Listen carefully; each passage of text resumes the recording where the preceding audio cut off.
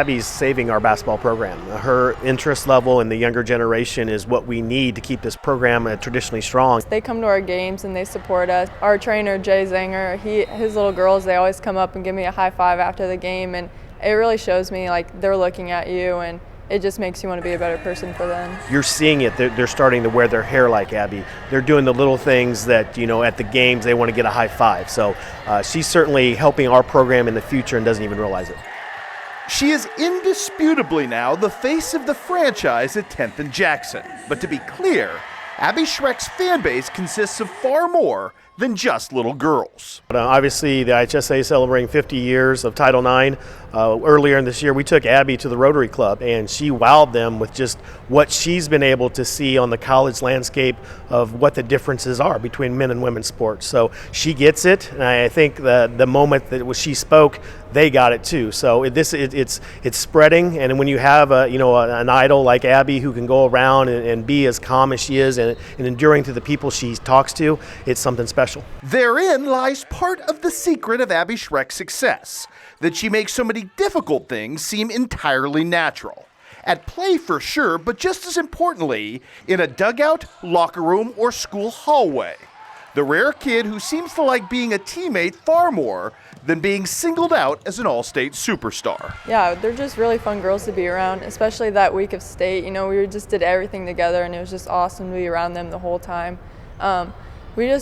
I know everybody says it, we just are really good friends, but we truly mean it because there's no drama. We're just a really good group of girls. She's just enjoys the high school moments. She's obviously did it in 4 different sports, so she relishes it. She loves being around kids. She loves being around coaches. She'll give any teammate or a coach a hard time just as much as anybody else.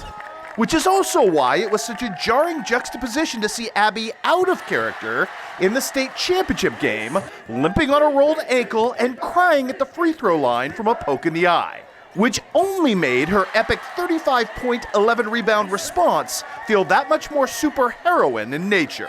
Yeah, it was a unique moment because her composure was probably better at mine at that time. That was the second finger to the face that we'd gotten, and I was more particularly mad over that 2-minute span than she was, but she probably held it together and really focused our team, and that timeout and that huddle, they were really fired up that we were going to take charge of this game from that point on.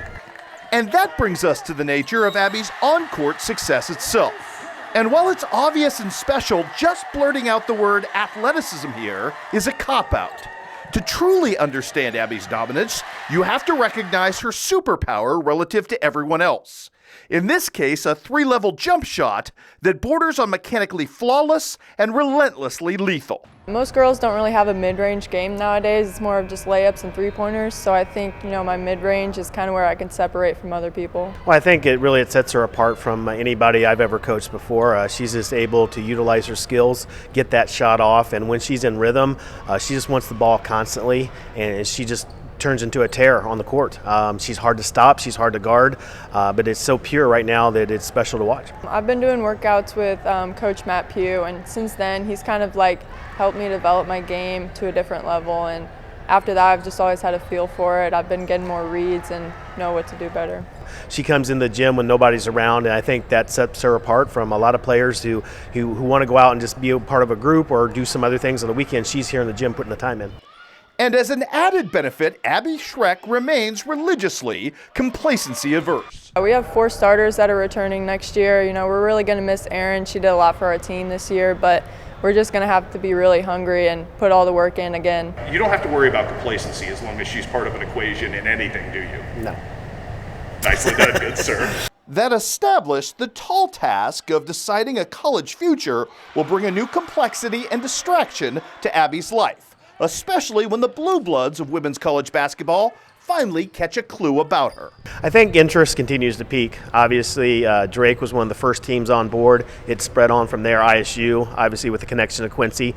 But yeah, Indiana's reached out. I'll be surprised that over this summer with her AAU group that she doesn't get a lot more attention, especially when teams and colleges figure out their scholarships for 2023. There's going to be a day that the thing with Abbey ends. That's going to be tough, isn't it? Yeah, it's something I'm not looking forward to. Obviously, you know, it's starting technically her senior year for basketball, but we want to make this special for her, Blair, and then that group.